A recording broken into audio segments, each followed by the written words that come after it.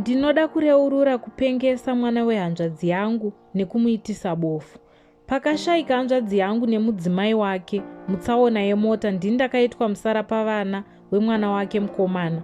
Ndakamupiwa aine 14 years ari form 2, aive same age nemwana wangu musikana. Saka ndakasvikomutsvagira nzvimbo pasame school nemwana wangu, same class. He was so extremely intelligent and wangu aive just an average learner. Paform 4 akabuda nema straight A's, wangu akapasa 1 subject. Zvakandidya mwoyo hama dzangu. Akawana bhezari rekuti aende ku A level kwaakanobuda ne15 points. Apa mwana wangu akabva amitiswa neshamwari yemuzukuru wangu uyu. First born yangu ainge akuita zvembanje nebrongo.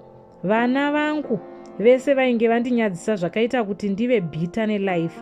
Muzukuru wangu akawana sponsor from Australia and aifanirwa kuenda ikoko. Saka ndakafunga kuti iye oita life yakanaka, wangu vana voita marombe.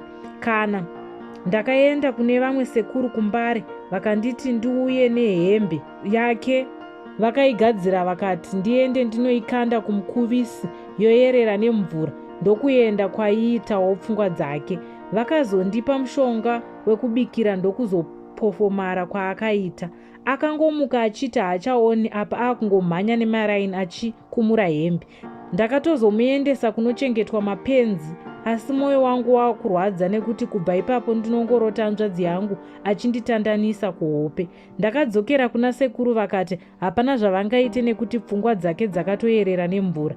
It's been 3 years akadaro hama dzangu. Zvakatozomutadzisa kuenderera mberi nechikoro kuti aende kuAustralia kwaaifanirwa kunge akaenda. Kana paine anoziva vangabatsirawo, please ndiudzeiwo. Ndichateedza macomments enyu, handisi kurara. Apa mwana wangu musikana akazvara zvemumwe mwana wokumitiswa zveapa haaone nekunzwa mwana uyu.